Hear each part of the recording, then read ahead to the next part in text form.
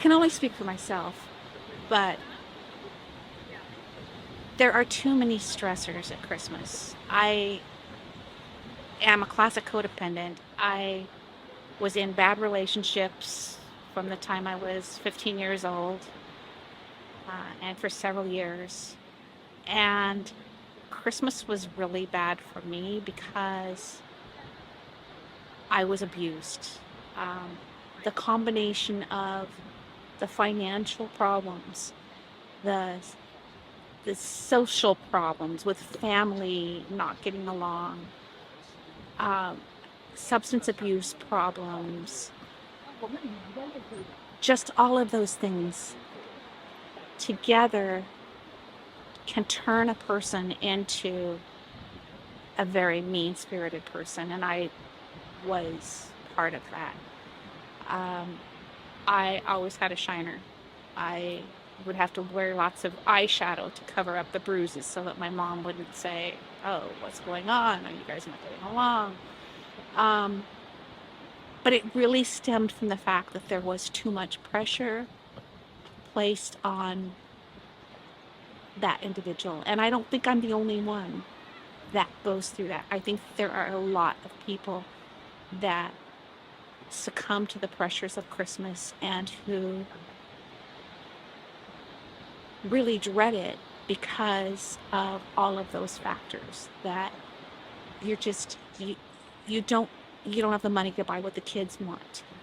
Your spouse comes home drunk again, and you know uh, decorations fall on the floor or something like that. I mean, any excuse to turn the day into an absolute horror. And that's what I endured through much of my life, through the relationships that I chose. Like I said, I'm sure that there are hundreds of thousands, if not millions, of people just like me who realize that this time of year can really break a person.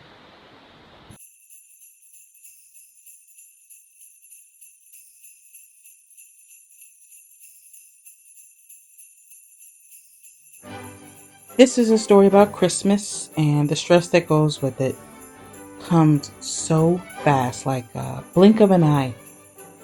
When this happens, suddenly everything becomes a TV holiday special. Christmas trees lots and endless bright cherry red and green mint decorations. Even your local supermarkets will have boxed Christmas cards, ornaments, overpriced wreaths and garlands, yummy sugary baked goods, and so on. My favorite moment personally is watching the sweet smiles on children's faces as their eyes light up like little Christmas stars because it reminds us that there is hope for the world. Even our pets have us reminded that the holiday season is here to stay until New Year. And with all of this in mind, I decided to make a documentary on the true meaning of Christmas and the crazy stress we all have to endure. My first question is, what makes Christmas special?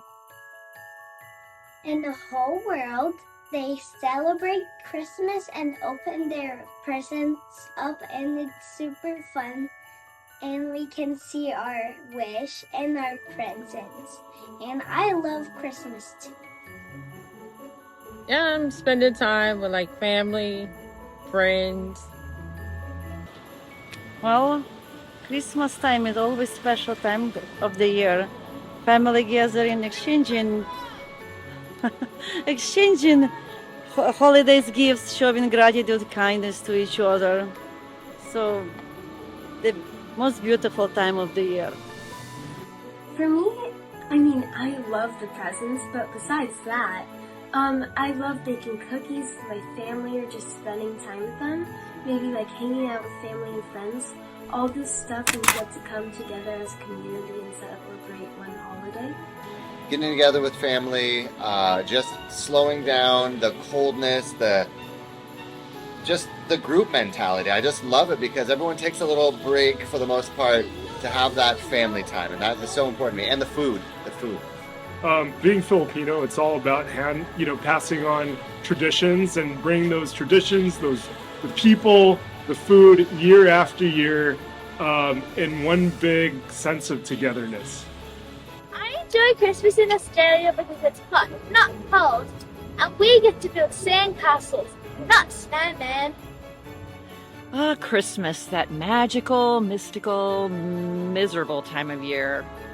I think everybody's kind of in the same mindset at Christmas, so a lot of it is just everybody agreeing that it's a difficult time, it's an exciting time, it's a stressful time, but I think what makes it special is the fact that everybody's kind of in relative agreement about how intense it is.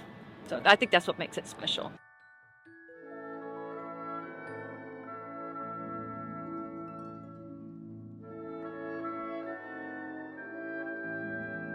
I remember my beloved grandmother on her visits. We would pick her up at the San Francisco airport where she flew in from Los Angeles. When she arrived, she was armed with 2 humongous boxes that looked like treasure chests. My grandmother would then take the scissors and snip the tightly twined ropes. She would carefully lift the lids up, and lo and behold, a Christmas fest was right in front of her eyes. Carefully wrapped packages of beautifully stitched blankets and clothes, fancy boxes of mouth-watering chocolates, fresh homemade baked German cookies, and even her disgusting damn fruitcake. Later on, as Christmas grew nearer, my grandmother would tell stories to me and my sister about how she had lit candles on her Christmas tree, and even bought all 3 of her much younger brothers Christmas presents during the Great Depression. Then she would sing, "Oh, Tannenbaum." My second question, do you have a favorite memory of Christmas? Favorite memory from Christmas is when my baby brother was born and my mom put me together with my brother to take pictures on the tree, and that was super cute. And when my grandma came here to Brazil and she had fun with me. And guess what I got from Christmas? I got a special robot teach me how to math, ABCs, and everything else. My childhood was in Ukraine when I grew up. Remember that parents bringing to the small village to my grandma and grandpa's. It's a beautiful snowy place, and we all waiting to the first star show in the evening and then sky so we can begin the dinner, this special dinner. And also after we done dinner, all kids gathering together, going to each house to sing a Christmas song. And people give us treat or money, coins, and we collecting them. And like for small kids, it's very happy time also, like to buy presents later or use for something else. It's nice memory back up that my childhood. Oh my gosh, yeah, I do actually.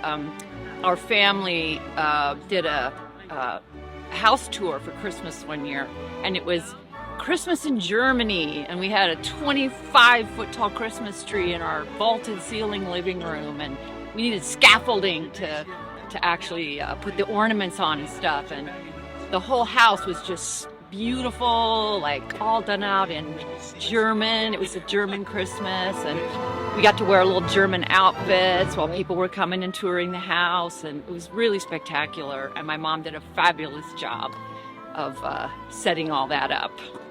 So that was one of my favorite Christmases. Yes, I really wanted this snowboard so bad, and I asked everyone in my family for it. I knew it was expensive, and I said I don't want any other gifts. I just want this snowboard. I just love it. I picked it out. I was just so excited to get this snowboard, and Christmas almost came and went, and all the presents got opened, and there was no snowboard, and I was almost like brought to tears and like devastated. And just at the very last moment, my mom was like, just go check in the bathroom, in the tub, there might be just one more thing. And sure enough, I pulled back the shower curtain, and there it was, my shiny new snowboard, and it was the best Christmas memory I ever had. I think this past Christmas was really great. In our group of friends, we've been going through a lot of changes in 2023, and we all got together and went down to San Jose to this event called Enchant, where they made a winter wonderland out of all LEDs. It was magnificent. I don't know if I should say this, but we were actually all on mushrooms, and we were watching people like stumble and fall on the ice skating rink, and it was just a hilarious time of bonding, realization, and growth. I would say baking cookies for Santa Claus, decorating the tree, things like that.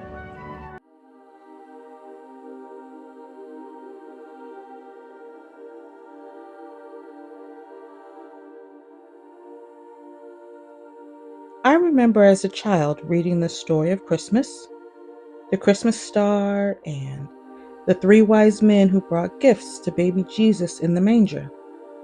Obviously, the whole world knows this story. However, over the years, I cannot help but feel that the true meaning of Christmas has gone missing. My third question is, would you say now that Christmas is more or less a religious experience? So I believe that worldwide is Christmas less religion because we live, and also even in this country, we're so multicultural. A lot of people from different country, and Muslim, Jewish, Asian, they have different beliefs. So mostly some for people, it could be just mostly festive. For some people, very religion holiday. They go to the services, following the tradition on that day. For some people, just a holiday for festive and have a holiday break at work. In general, I'd say it's way less of a religious experience and more of a consumer experience.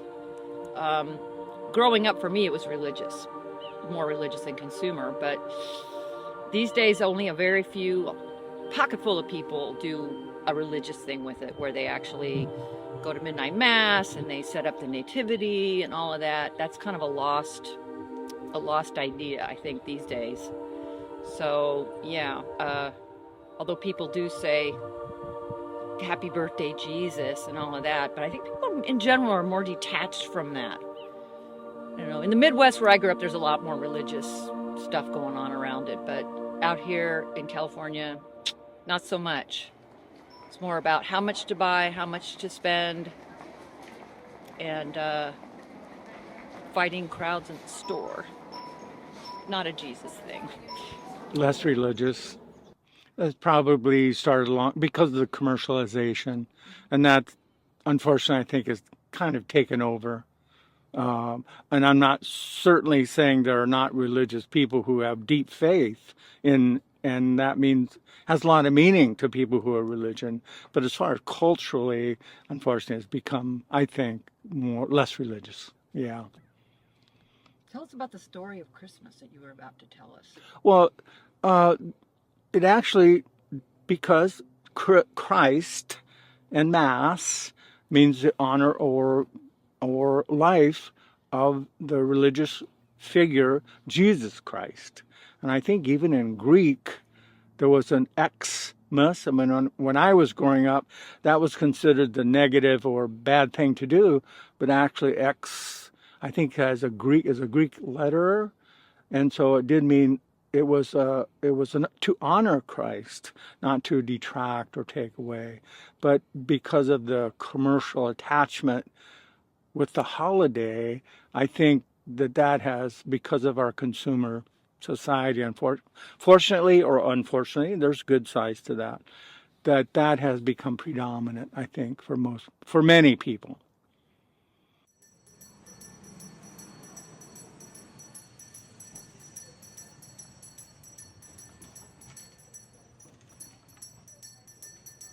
My depression and anxiety sneaked inside me during the winter holiday through 2007 and 2008.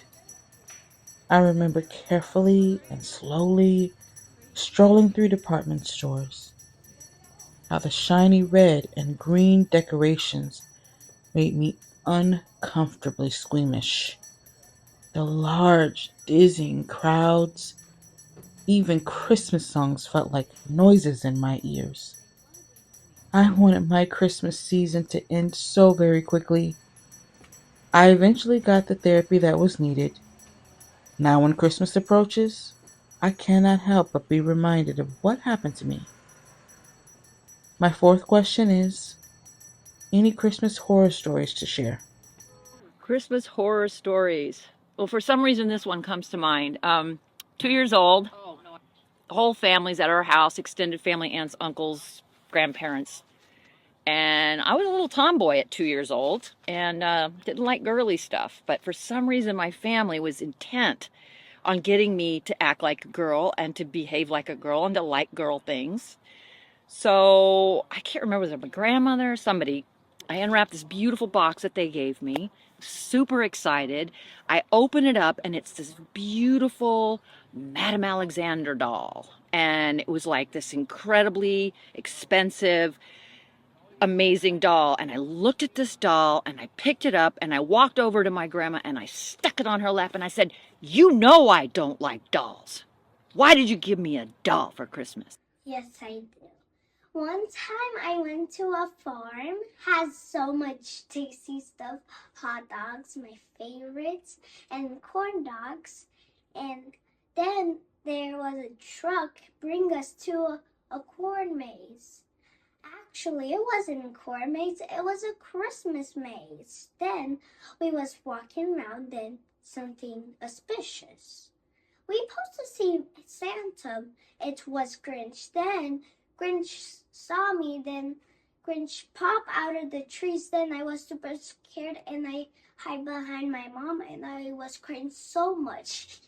Yeah, I was trying to get home for Christmas, flying from Oakland to Seattle, and there was a huge winter storm, and I had to work really late in the evening, and I got word that my flight was canceled and then delayed and then rescheduled, and they routed it from Oakland to Arizona and then from Arizona to Seattle. And so we flew to Arizona, and then we had this layover, and that took forever, and like every moment was getting further and further, you know, like like I'm not gonna make it. And then we were flying from Phoenix up to Seattle, and 30 minutes before landing, there was this huge storm, shut down the SeaTac airport. They turned us all around, flew us back to Phoenix. We landed in Phoenix, and yeah, it almost kind of sounds like missed the out on Home Christmas. Alone. Run, run, Rudolph! Santa's gotta make it to It was town." so stressful. Didn't miss Christmas, but it was a horror story. I mean, I don't have as much of a horror story for Christmas, but my sister-in-law's brother got hit by a drunk driver and died. I mean, I think that's as horrific as you can get. Yeah. More tragic, but shouldn't have happened.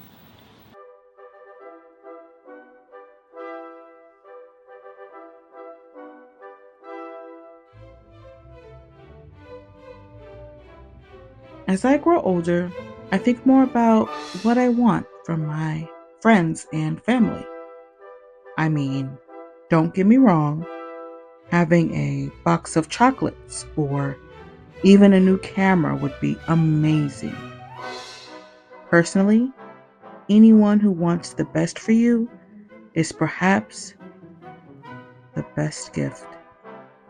My fifth question is, what do you really want from Christmas? I really want to have a Christmas. I like to play with my family. I really want to have those stuff because I want to enjoy my family and celebrate Christmas and help my whole family to be happy forever. I want to spend Christmas with my family and friends with the beach and the glorious sun on me. Well, I want world peace. I want humanity to come together in one giant whirl of love and understanding. I want my family to get along. I want my husband to honor my every move. But what I really want is the $75,000 emerald ring I saw in the jewelry store in Palo Alto. Seriously. Just kidding. Actually, what I really want for Christmas is just to have a good time with the people I care about, you know, and I really want them to love what I get them as gifts. I put a lot of energy into that. I want them to love and to really need and to want and desire to be happy with what I got them as a gift. Because that's more fun for me than what I get and what I'm opening up. I want to watch their expression when they open their present. But that ring wouldn't be bad. Anyway, just kidding about the ring.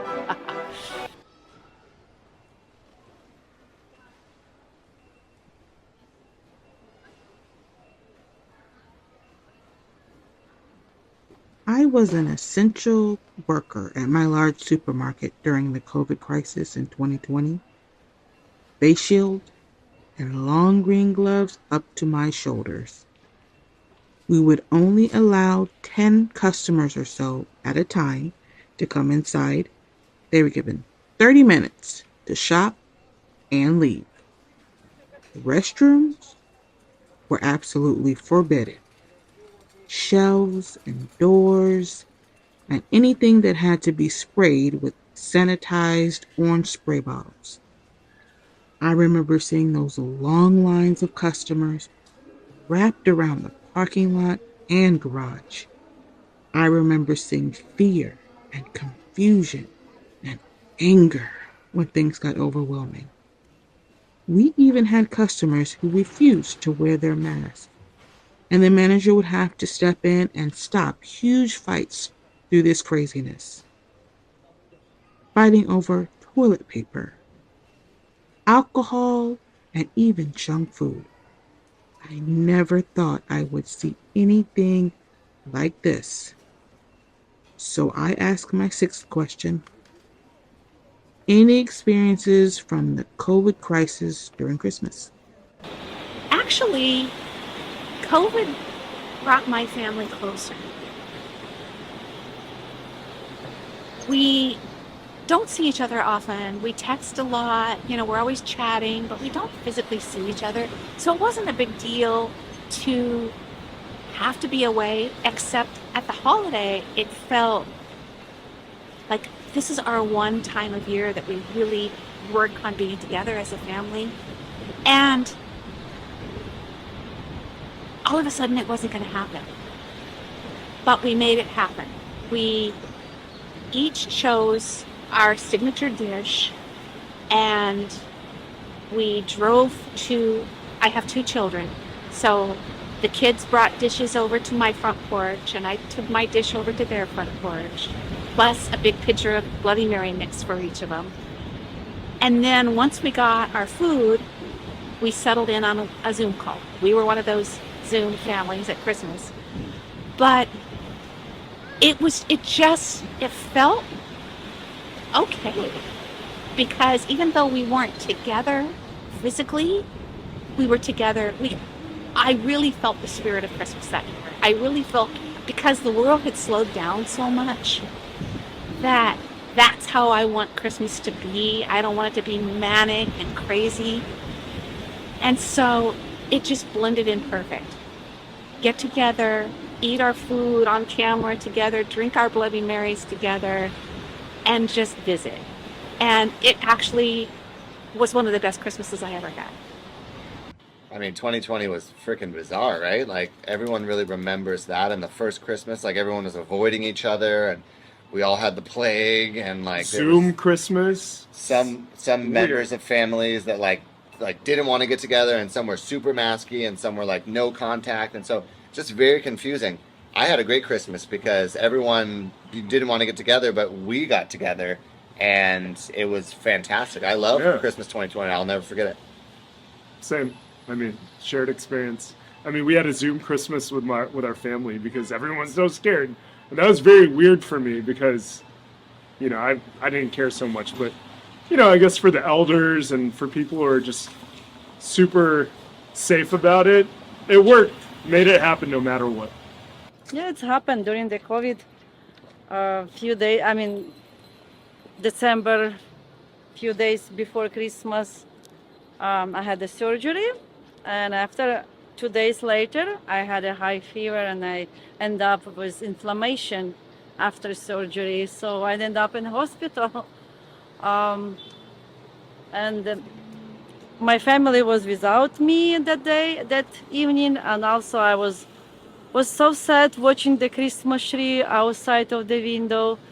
A lot of COVID people around in the hospital.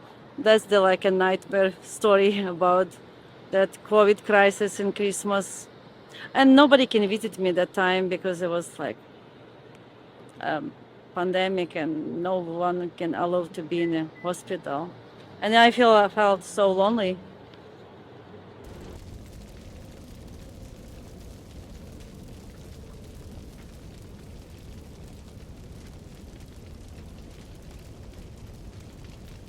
I felt it necessary to share what really goes on for some people during Christmas.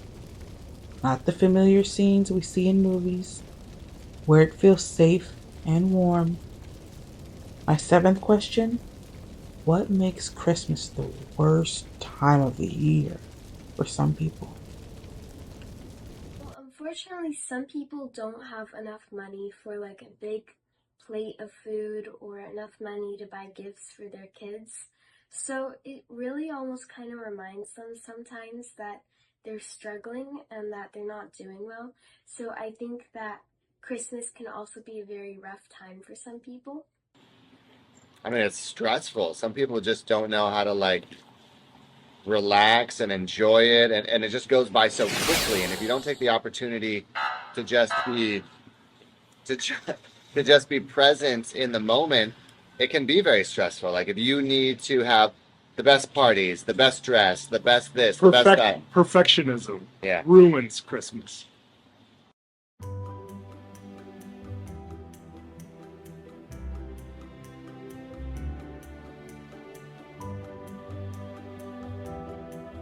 When everything seems hopeless on Christmas, there is always that bit of magic. Everything will set things right. Being a born optimist, I believe that the magic is there for a reason. I wanted to know if anyone feels that way too. My eighth question is: how can we all make Christmas more of a magical time? We can help people when they are poor.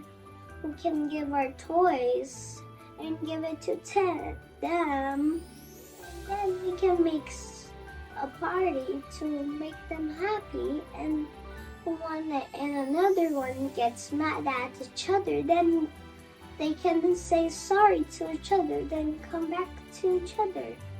And we can make joy and Christmas Eve come everywhere from the world, and we can sing along and have happiness forever. I like being more creative. Instead of buying gifts as in the store, I sold like homemade gifts, things like that. It is magical. It is. It is. It is. You can't put that in a bottle. You can. I'm sure marketing people can come up with phrases and things that will delight people, but that comes from people's real feelings about it, whether it's connected to their childhood or it's a time when people can finally come out and say, hey, let's just be nice to each other. Yeah. That's magic because it's from the heart. Yeah.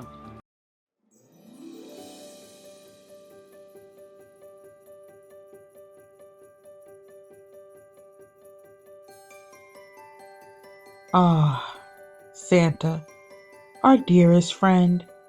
What an incredible soul who looks out for the entire world. And to show our gratitude, we leave a plate of warm cookies and a cold glass of milk, or even eggnog. And sometimes even a carrot, like my thoughtful sister, to include for his reindeer on their long journey. How I remember being in department stores as a child and waiting in stressful long lines for my chance to see my old friend. And when it was my turn, I would get raised, placed on Santa's red and white attire, made to sit on his lap, and he would listen closely to what I wanted for Christmas. I remember his fuzzy beard on my cheeks as I tried to recall being completely overwhelmed from excitement or shyness or both. And after it was over, I would just wait. Being empathetic, I cannot help but feel Santa must be overwhelmed too. My ninth question is, do you think Santa too gets stressed during the holiday? Yeah, I think so. Trying to get everything for everybody, just trying to get it just right. Yeah. Hmm. I think no, because he has so much magic and he has so much elf to help him. And he don't have to be stressed because it's super easy. I mean, Santa can't get stressed out during the holiday. I don't think it's an option, and I think Santa Claus has been doing Christmas for so long that he's got it down to a science. He's got Mrs. Claus to back him up. He's got the elves. The reindeer really know what's on point. So all he has to do is just show up and get it done. And with technology, like his job just keeps getting done quicker and quicker and quicker. You know, he gets tracked around the world. We all know that where Santa is at any given time. I don't think Santa stresses at all. I feel like he's super calm. Hey kids, I'm really sorry, but Santa's not real. But he is real in the energetic sense that, you know, you have gifts pop out of nowhere, miracles happen. Maybe you put cookies out on the mantle of your fireplace because you're trying to manifest those gifts coming into place. So in an energetic sense, yes, Santa is much more stressed out because we have unlimited wants and needs. We have social media stoking everybody's expectations of what it should look like. So if you want to stress Santa out less, expect less, and be happy with a simple Christmas. I mean, but who eats the cookies and drinks the milk? Me. Oh. Rude. Absolutely, because I'm Santa. I have a grandson on the autism spectrum, and he's 23 now, but he still believes in Santa, and I love it. But Santa gets really stressed out because also being on the spectrum, he likes things the way he had them when he was a child. So he loves robotic toys. He loves toys that make noise. He loves all of these wonderful lights and flashing, but they were made in 2002. And it is now 2024. And Santa has to go to eBay and try to find all of those toys that this young man had as a child, because that's all he wants for Christmas is the toys that he had when he was a kid. Back, I finally stopped this about 5 years ago, but I would say, Shane, what do you want for Christmas? And he would say, 100 presents. And so Santa Grandma would go and try to buy Shane 100 presents. Ended up going to the dollar store, but the two best gifts I got for him were a potato and a brick. Long story about the brick, long story about the potato. Also a red bell pepper that I put in a beautiful turquoise Tiffany box. But let me tell you how stressful it is to try to go and be Santa. But the best part of it is when he wakes up on Christmas morning and he comes out, usually with his eyes closed because he's afraid Santa's still there and he's terrified that he's actually going to see him in real life. So he walks in the room with his eyes closed, and I'll say, okay, Shane. And his less than 100 presents are there now. But yeah, Santa gets super stressed trying and wrapping all of those presents and all of the little candy bars and all of the little trinkets that go in the stockings. Those have to be individually wrapped too. So it's really stressful for this Santa.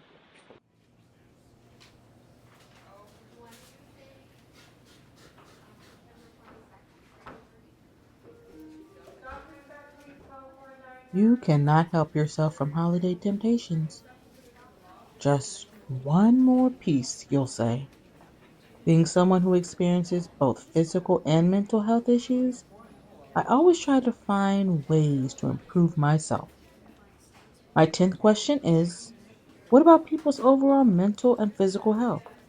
Diabetes, high blood pressure, and other conditions to consider. Well, overall health of people at this Christmas time of year, it's got to go way down. People tend to be way more sedentary in that deep part of the winter. The overindulgence in refined sugars and processed foods and every excuse on the planet you can make to just go crazy with all the yummy stuff. If you have diabetes or high blood pressure or any kind of condition, I think that's the time of year that's going to really prove the tipping point. I bet a lot of people end up in the hospital just from giving themselves too much permission to overindulge. I mean, even I'm very careful about what I eat and things like that, but at that time of year I just throw it all away. And New Year's comes around and everybody's like, well, gonna clean up my act now, gonna get on a health kick. But I'm not sure that really happens all at once like that. And does it stick? I don't know. Yeah, I think Christmas has got to be the most unhealthy time of year for most people. So, yeah. I mean, that's a huge responsibility during the holidays to know your body, know where you're at, manage your stresses, manage your, your conditions. But like, it's an excessive holiday. There's way too much sweets going on, way too much, things to be doing. It's super stressful, but you got to manage those expectations. And with anything, it's highly important to do things in moderation. So, I mean, I think a lot of heart attacks happen on Christmas. Like the day? Like, no, I think during the holidays. Yeah. Like, I think a firefighter told me that. But I've had all those things. High blood pressure, high cholesterol, high blood sugar, and it's correlated with high stress levels, right? So don't stress too much around the holidays, and maybe all those vitals will be in better shape. I mean, it may be that I work in the restaurant industry and the service industry. I feel like I always lose weight during the holidays. Lucky. I know, I guess.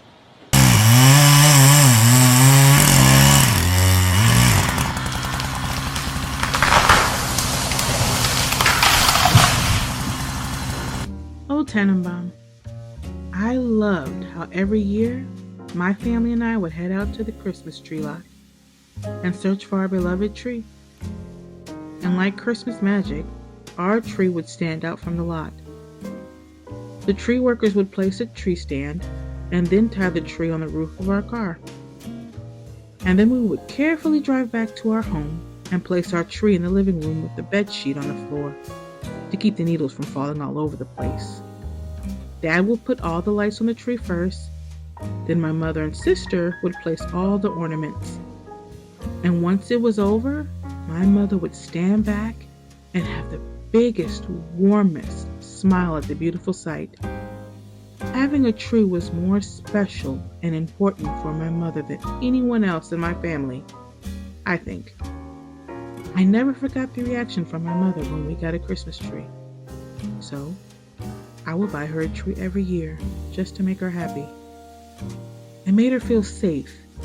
And I admit, it does make you feel safe to know you own something so beautiful in your own home. Sadly, prices have soared and some people can't afford a tree anymore. I also discovered some people have severe allergies to real trees. So I ask, wouldn't you agree that the cost of Christmas trees have gotten up? What about people who have allergies? What about real trees versus artificial trees? We have a big plastic tree that my mom uses every year. It's big, fluffy, and it doesn't make me sneeze like a real pine tree. To decompose artificial tree, what is the manus, will take more than 100 years. So better to decorate the tree what you have in the house growing in a pot. That will be more beneficial for the environmental and for us. Well, me personally, I've always wanted a real tree, but I think it's like too much work, too much to maintain. So it's easier for me to get the artificial trees. My mum also says real trees can be dangerous because you need to water it, and if you're putting lights on it, water and electricity don't make a good mix. I mean, it's no doubt everything gets more expensive year over year. I mean, we look at gas prices, car prices, all these prices. It takes about 10 years for a Christmas tree to grow, and I don't know any Christmas tree farmers. So yeah, they're gonna go up, but I mean, right, it's like there's so many options. It's like $80, $90, $150 for Christmas trees, but I just prefer, depending on where you live, if you can accommodate it. I like a fresh Christmas tree, and like it's just. I love it too. I mean, there's some people who replant their Christmas tree, Yeah. and then that's sustainable. And then, of course, you know, people like my family, they have a fake Christmas tree, and they spray it with these artificial fragrances, which I would definitely be allergic to. I think the solution there is to bring back the true Christmas tree, but take the effort to replant it so you can like use it again next year. My neighbor growing up always got a live Christmas tree, and we lived next to them for like 25, 30 years. Some of their Christmas trees were 30, 40 feet tall, because you get a Christmas tree 6 to 8 feet tall, and then each year it's growing, you know, half a foot or whatever, and then you expand that by 30 years. Like, it's a good idea to get a living Christmas tree. Yeah, Like with a root ball. It smells so good. Yeah. Don't get the fake stuff. It's perfectly fine to have a fake tree because it doesn't make messes and you can reuse it over and over and over again. I am flabbergasted by how much Christmas trees cost. And the bad thing about it is how many of them don't actually get purchased because there's just so many. There's some years when I just get a teeny tree because I can't afford to get a real size tree. And as far as like fake trees goes, I remember when I was a little girl, my neighbor, who was this boy, Bobby, and he had allergies to Christmas trees. So his parents bought this fabulous silver, metallic, probably made of aluminum Christmas tree, and it had this light with a disc of colors that spun around, and it shone up on this Christmas tree that turns in all these different sparkly colors. And I felt so sad for him that he couldn't have a real Christmas tree. And now I'm thinking, you know, they use that Christmas tree over and over again. So, and it's kind of kitschy and cool now.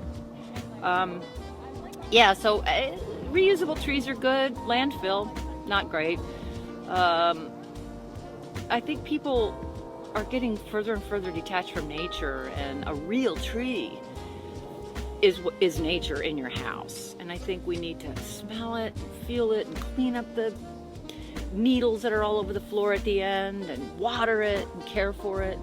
It's bringing a piece of the outdoors indoors and hanging all your ornaments on it and knowing that it's a living thing and it smells great.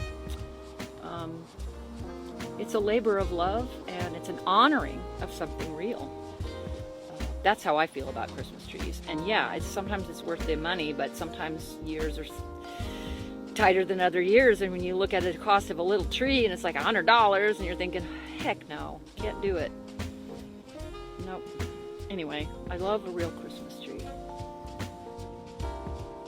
I heard last Christmas that the price of a Christmas tree was close to $200 for a live tree.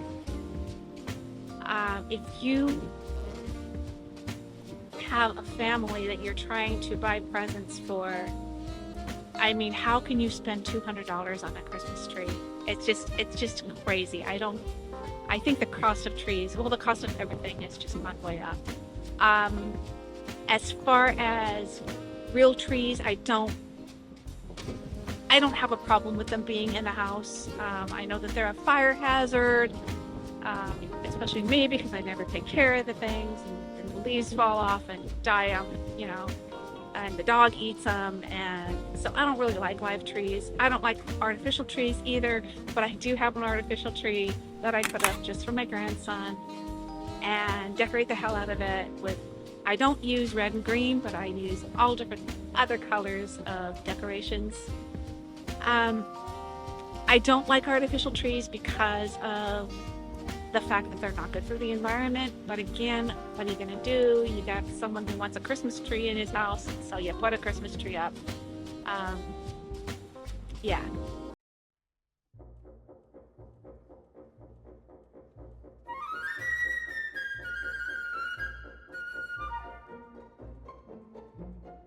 Christmas colors. You have it everywhere. In your decorations, gifts, cards, desserts, and even on the clothes.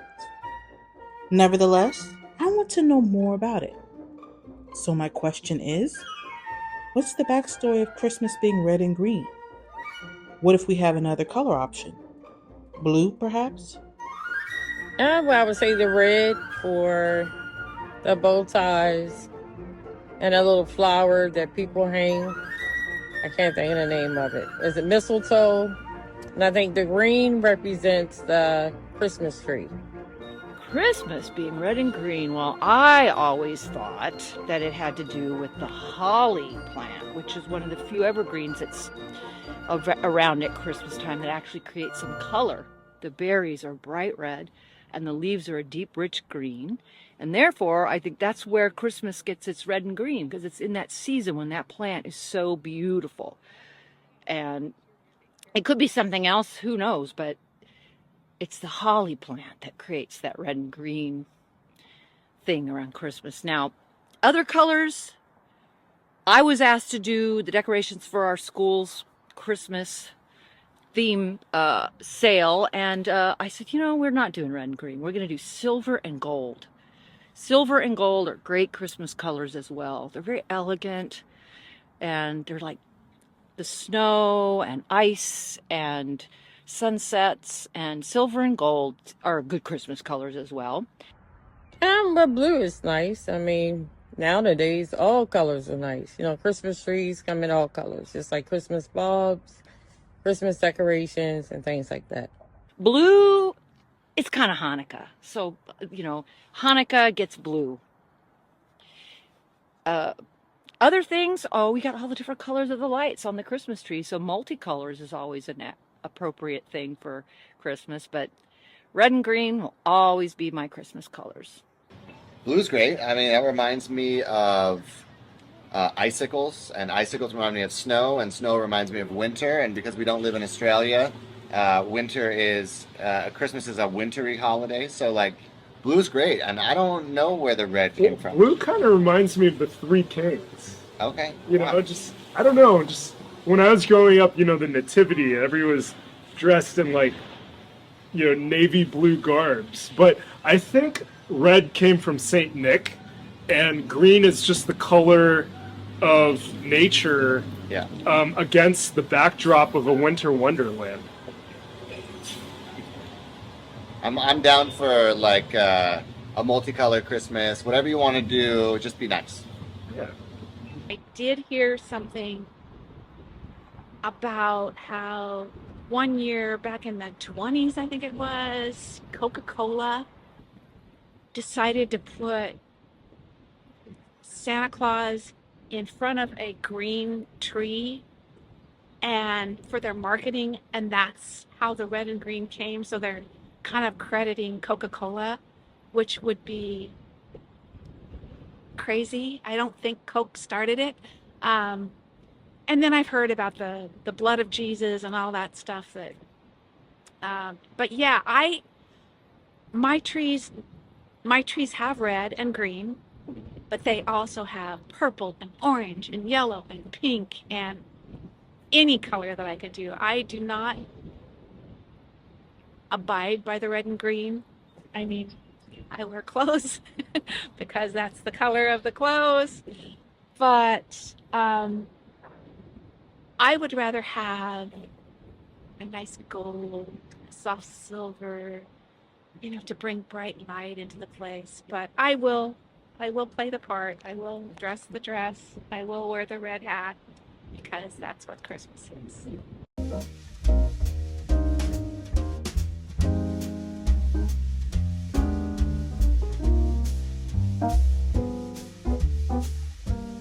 I think we can all agree that Christmas season is stressful. we get overwhelmed with last minute shopping, entertaining guests, delayed or canceled flight trips, family quarrels, and so on. And this brings me to my next question. What if all holidays were this stressful? Any backup plan? I would say plan, take your time, don't overspend, try to stay in your budget, and don't forget the traditional value of the Christmas holiday. Mexico. Hawaii. Just travel, like get the heck out of Dodge, like a beach.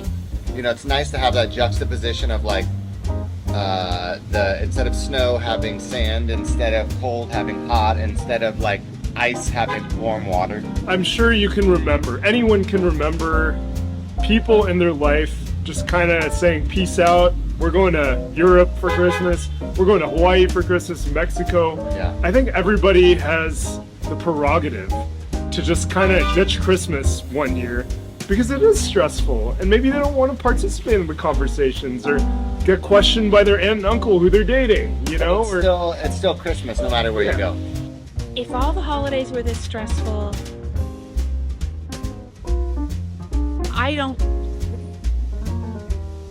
people would be a wreck.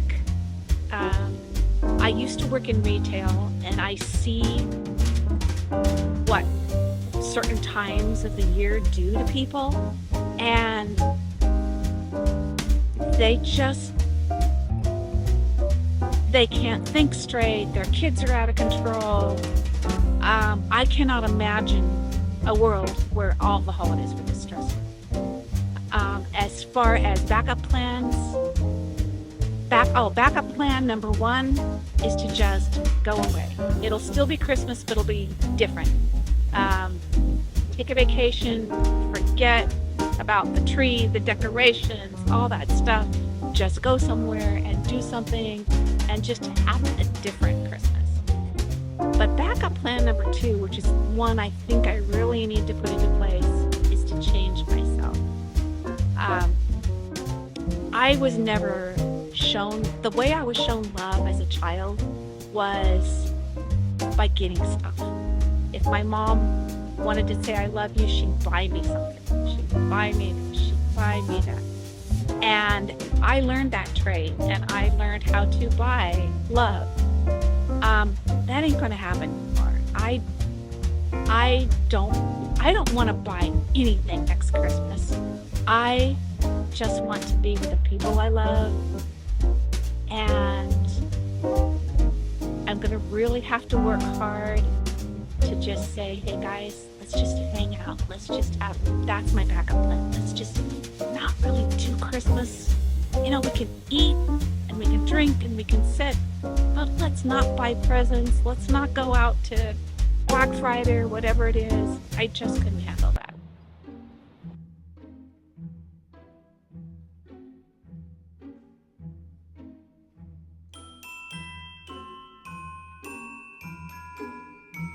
We know the song, we know the rule as children. We are told repeatedly how we should behave, especially during the holiday season. And if we don't, Santa will go through his list and even check it twice, just to be really sure. Children's behavior is as unpredictable as adult behavior. You throw the stress into everyone's lives, and suddenly it becomes that person's burden. So I ask, Christmas debate on who is really naughty or nice. I think it's some truth to that. I mean, you want to buy gifts for someone who's nice versus someone who's naughty, right? I think everybody is naughty and nice. And what's so wrong with being naughty? Naughty is fun. I mean, if you can't be naughty, why be? I would be so boring if I was nice all the time. Yeah. And another thing about that is I think we're kind of not doing our kids a favor when we threaten them. Oh, if you punch your brother one more time, Santa's not going to come. Well, that doesn't set a very good example. Just you can't be punished at Christmas time. You just can't. Even naughty people deserve to get whatever it is that they want for Christmas. So naughty nice, it doesn't. Well, the naughty ones are the people who are mean and rude and push and shove, and those like Always. yeah, or like the people that go to get a toy and they're like punching or yanking, or like the people that are just so materialistic. Those are the naughties. The nice ones are the people that like plan in advance and like You mean the Black Friday people who like bum rush Walmart? or like yeah, Those are the naughty people. This is just avoid that. And the nice people are the ones that make you cookies and feel welcome and like just are supportive. Those are mine. I think for me, because I work in big tech corporate, it's really easy to see who the naughty ones are, because it's the ones who the year has blessed with prosperity and they give nothing to their workers. And the nice ones are the people who may have nothing, no bandwidth, no time, and they still manage to think of you. To me, those are the nice people. Basically, I think that whole naughty and nice thing was designed by parents who want to bribe their kids into behaving the way they want them to, because if they don't, they're going to be on Santa's naughty list. And being on Santa's naughty list means you don't get your Christmas presents. It's kind of evil of parents. Now, nice, when you behave really good as a child because you want to get Christmas presents, like, that's kind of weird too. So, are you going to be on the naughty or nice list? I don't know, you're going to get the presents anyway, so what difference does it make? Oh, I don't know. I think it's a little bit nasty to bribe and punish your kids in that way. But I get it. I'm a parent. I understand. Anyway, we all think about that kind of stuff.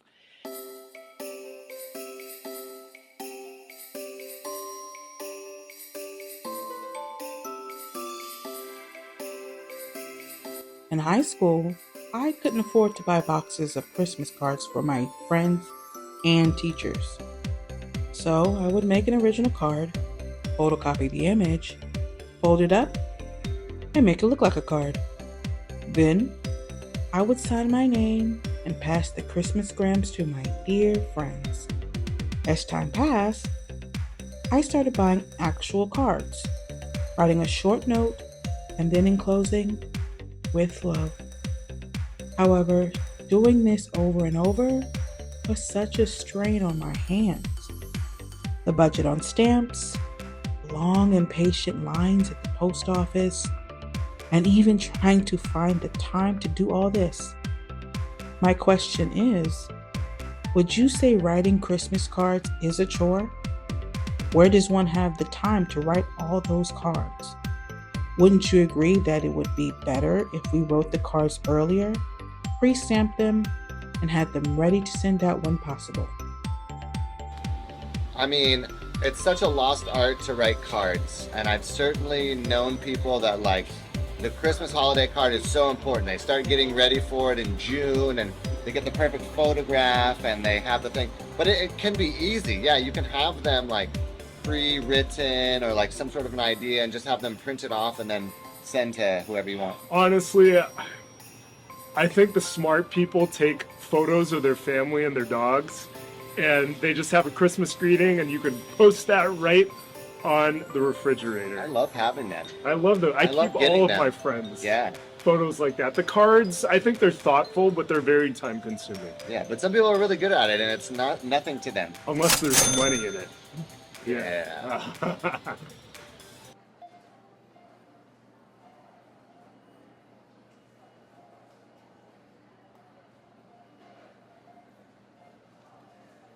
Working in the supermarket industry, I can share with you endless stories about what goes on with the general public, especially during the Christmas holiday season. I feel profuse empathy for our poor checkers, from relentless customers who may abuse endlessly. We need more empathy in this world. And the Christmas holiday is no exception to that. So, I ask, any difficult customer related stories you would like to share? I just retired last year from retail store management. And I'll tell you, uh, people are so mean at Christmas. Um, the spirit just isn't there. I mean, you'll get some people that come in, and they'll sing Christmas carols and they'll dance with you and, all that stuff. But the majority of them are stressed. They just want that one toy that other person has. Don't you have another one of those? The worst thing that ever happened to me was I was in a crowded store, cashiering, trying to wait on this family, and this man started yelling at me in front of all the customers, in front of all the other store employees, and just tearing me down. Like, you don't know what you're doing. Why? Why do you do this? Why do you charge me so much? And then he actually pulled out his camera and started filming me. And I swear, I was humiliated, I was crushed, I was embarrassed, and I actually had to leave the store and go and cry in the bathroom because people have been so mean. People who work in retail at Christmas time are saints because the customers are just jerks in general. Yes, like I said, nice people, but the majority, yeah, not good. Working during the holidays, especially in retail or food service, is awful, and it really sucks your joy out of the Christmas holidays. I mean, for the last 12 to 14 years, I've worked every holiday, especially the Christmas and Thanksgiving and those winter holidays, and it really has the ability to just suck your joy out of it. And I hate working during the holidays. I think when I was an accountant, I was miserable during the holidays because it was always end of the month or end of the quarter, and I didn't get to enjoy that time with my family. And like you said, it really does suck the energy and life out of you, even if they give you days off later to make up for it. So for me, I would never get a job that requires me to work during the holidays ever again.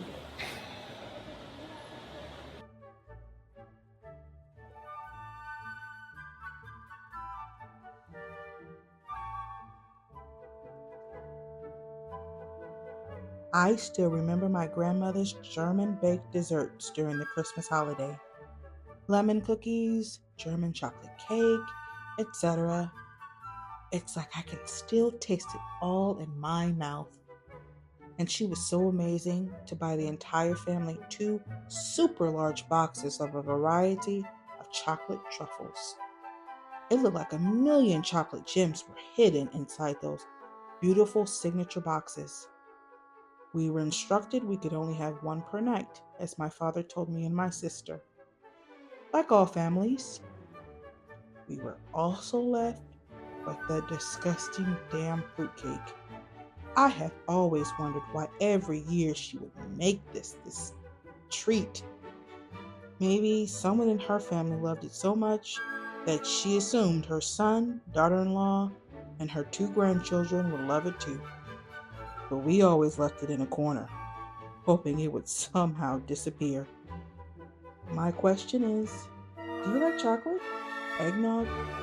And why is fruitcake so damn gross? Oh yeah, I love chocolate. Chocolate everything. Chocolate ice cream, chocolate cupcakes, chocolate candy, everything. Chocolate, I love that. I do love chocolate. I love a big box of See's candies. Why are they putting those white chocolate ones in there now? It's kind of a waste. And eggnog. I love me some eggnog. Used to drink it with rum in it till I couldn't decorate the tree anymore because I'd be laying on the floor. Those days are gone. Oh no, eggnog, you can have that. That's something that I don't like. I did try it once and it was horrible. But yeah, I love the taste of eggnog and I love sweets.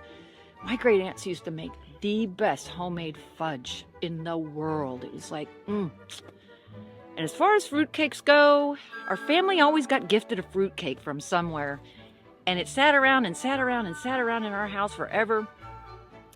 And one time I was really hungry and I wanted something sweet, and all there was in the house was that old fruitcake.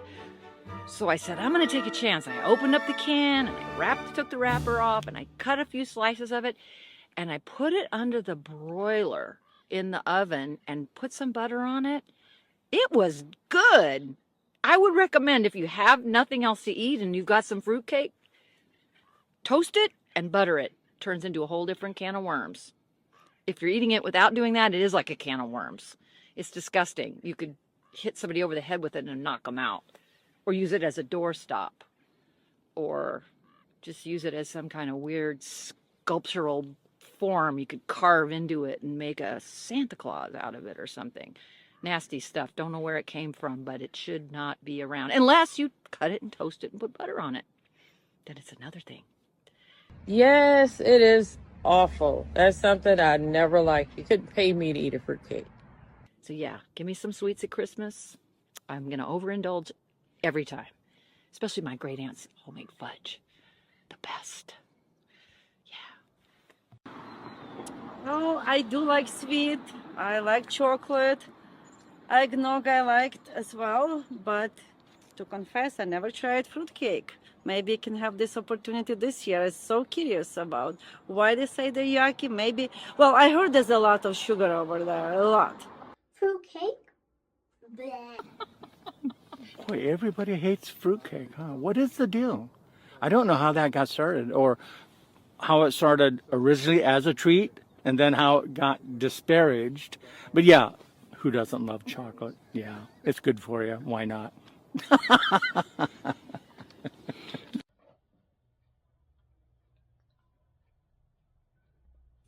Mm.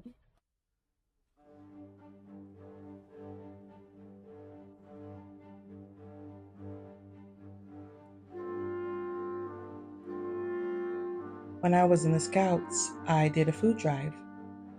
Basically, I was the leader and responsible for 8 Scouts to help out on a food drive in San Francisco. We held it outside a supermarket, with permission, of course. We collected over $1,000 worth of food. We even got a whole turkey from a Marine Corps. All the food was then donated to a homeless family shelter. Homelessness and people in need of food have always concerned me since I was a child. I watched a documentary on Mother Teresa where they showed children just skin and bones from starvation. I was around 6 years old then, but seeing this, I knew even then that I needed to do something about it. The Christmas holiday is definitely a season for caring, but it's also a holiday for greed, sadly. As a filmmaker, I felt it was essential to stress on this particular issue. So I ask, is there ever enough food to share around? Don't you agree that we should remind and help everyone to the best of our ability during this holiday season? So, I think there's like way more than enough food to go around. I mean, the amount of waste that I know even happens in our house is phenomenal. And I think there's a lot of people that are desperately in need of nutritious food, not just food. A lot of food out there now isn't even like what I would consider real food. Loaded carbs, hyper-processed stuff, the stuff that's cheap, that people without a lot of money buy for their families, and it's causing all kinds of problems. I think it's our duty to make sure that all of the people that we live around are well fed and well nurtured and nourished. It's a really sad thing to think that there's people right around us that are starving for good nourishment. And food drives are great. I never understood how they worked. how they pick the people where the food goes. I know once there was a food drive in my neighborhood, and the line of cars to get this food was so long it made me cry. I was like, wow, there's a lot of hunger in our and there's so much money. There's so much money in our area, in our culture. I mean, we're here in Silicon Valley right now. You could feed the world on one person's salary for a month, practically. And yet there's people that are starving, and there are people that are have all kinds of health issues because they're not getting the proper nutrition that they need. So yeah, it's a big problem, and I think there's a lot of really good intentioned people that are trying to help with that. Food drives is a great way to do it, especially at Christmas when people expect a little more. They expect a little a turkey maybe or something. Yeah, it's tough to think that there's so much wealth and so much people that have so much, and there's so few people that are willing to stretch out and give of themselves selflessly. It's a funny thing. It's a sad thing. I have a strong opinion about helping others. I volunteer a lot. I volunteer at the local food bank. I volunteer at a soup kitchen 1 day a week. And the people that come in there are my friends. They appreciate the food that I give them. But let me tell you about the holidays. So at the soup kitchen where I work, corporations will bring in groups of people, 6, 8, whatever, for their day of service. And they give us that 1 day.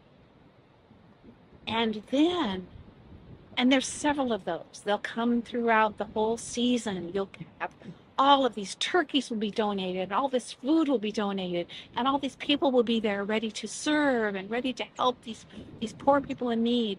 But come January 2nd, the cupboards are absolutely bare. The food is gone, the people are gone, but the ones that need the food are still there. They're still coming.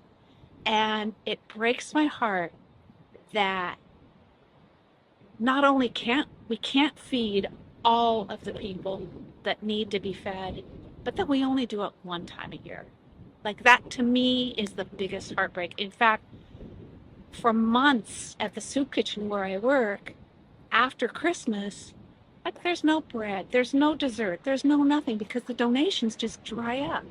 People think that if they're good 1 day a year and help this poor, needy person 1 day a year, that's okay. But it's not.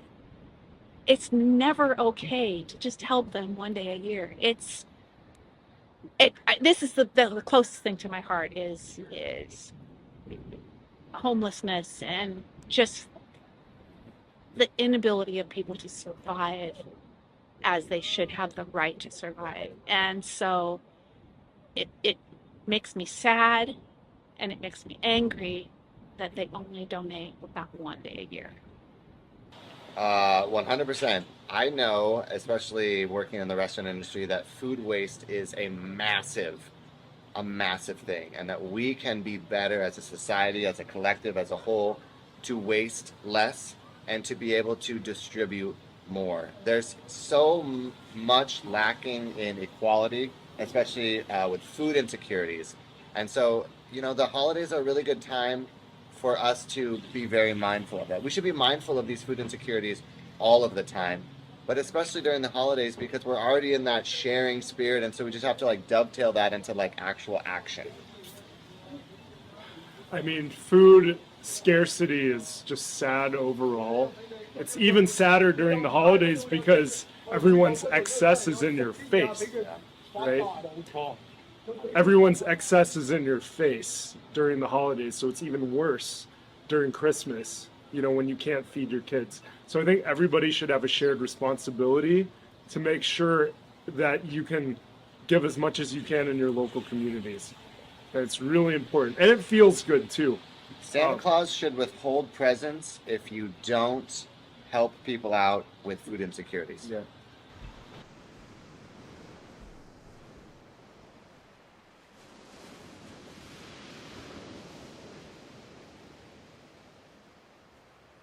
We all have Christmas travel stories.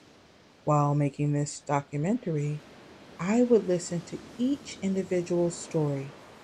My dear friend Shelley is, perhaps, the most original. So I ask, Christmas travel story to share? The one that the one that resonates out in my memory is the year that I physically made art pieces for every member of my family. We're talking maybe 12 individually made, either framed and matted photographs or handmade batiks or paintings, some creative work that I did. And I created this wonderful box. It was like a big suitcase, and it had a handle on it, and it was all packed perfectly so everything would be, nice and safe inside. And I was checking it as a extra bag on the plane, and I had written Merry Christmas on the side, and here comes Santa Claus, and big bows and everything on the sides. And I see the little train trolley pull up, and they're putting all the luggage on. I'm sitting in my seat looking out the window, and I see my box. I'm like, yeah, there it is. I'm so proud of it. I started in August making these gifts, so I was really ahead of my game. And I see them put that on the belt, and it's going up, and then they stopped, and they went back, and they took the box off the belt and put it back on the trolley and drove away with it. I'm like, I'm banging on the window. No. I asked the flight attendant, I'm watching them lose my luggage. I'm watching them lose my luggage through the window of this plane. And there's nothing she could do about it. And lo and behold, Christmas Eve, the night everyone's coming over to unwrap their gifts, it shows up at my front door. Oh my God, but that was amazingly stressful.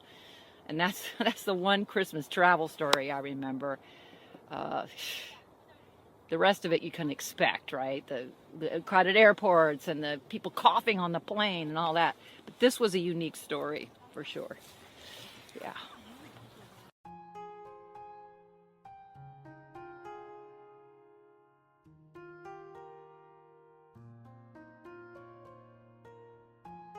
A Christmas Carol is such a heartwarming story. It definitely made a big impact on me as a child. A nasty old miser encounters three spirits to show him his past, present, and future. How someone who was once so greedy and miserable towards everyone changed and became a better person for society. With everything that goes on during Christmas season, I cannot help but wonder if Scrooges still exist. So my question is, do you think we still have Scrooges in this world? Not to be a Scrooge myself, but I think there's a whole lot more Scrooges in the world than there ever were before. I think life is becoming really difficult for people, and it's causing a lot of stress, anxiety, greed, violent behaviors, and all of that just sort of spins out and creates a lot of very angry, icky behaviors that are very Scrooge-like.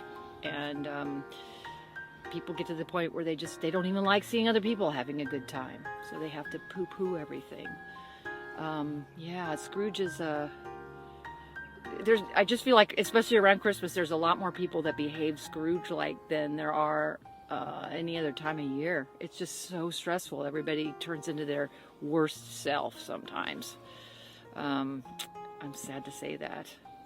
100%. I meet Scrooges nearly, well, not every day, but they're definitely Scrooges. There are people who are just awful. Yeah, we definitely have Humbug. Scrooges. Totally. Yeah.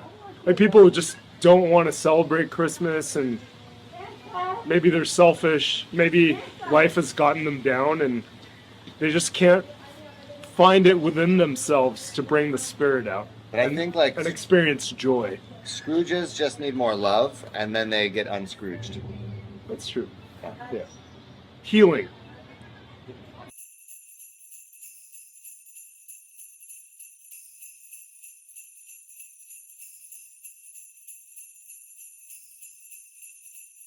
It's my earnest hope in this film that you will want to make a difference, especially during Christmas. I'm not a therapist, I know nothing about Christmas psychology. However, my film is about awareness. What goes on in people's lives and what we can all do to make it better.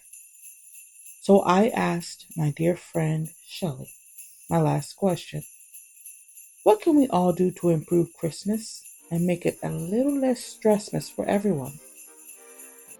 Well, I think the number one thing is to figure out how to make yourself less stressed. Use whatever tools you have to keep yourself less stressed. And that's going to rub off on people. And if you're not stressed, you're going to be able to help calm other people down. And that's really important. It also, maybe if we could find a little extra time, we could help lighten the load for other people. Maybe make a meal for them if they're overwhelmed. Give them a gift of some cookies or something. Help them wrap gifts or decorate their tree. It seems like people don't have a lot of time these days, but it seems that we could find a little joy in helping other people through times that are difficult for them. And be grateful for how, I think we tend to make our lives more difficult than they actually are just by thinking they're more difficult, when really we probably have a lot to be grateful for. And we're focusing too much on the stuff that makes us stressed out. So figure out how to make yourself less stressed out. Lend a hand to people that need your help. Don't just say, oh, you poor thing. No, get in there and help them out. It's not that hard to do, and you'll find it brings so much more joy to you, and it's going to make your holiday so much more nice to know that you've helped other people out. And then their holiday will be nicer. So it's just like sharing the nice, right? That's what I like to do if I can. It starts with de-stressing oneself. That's number one. I love Christmas Eve, and I really want to show you all my favorite dresses. My mom got it from another client, and did you like it? This is my third dress. It's a cracker nut. This is my Santa Claus dress, and I use this for taking pictures with my brother. This one is the last dress. Because I have so much to show. I have purple, pink, green, and black. My mom is the craziest Christmas mom. And people, please don't be frustrated. Christmas is for having joy and happiness. Bye.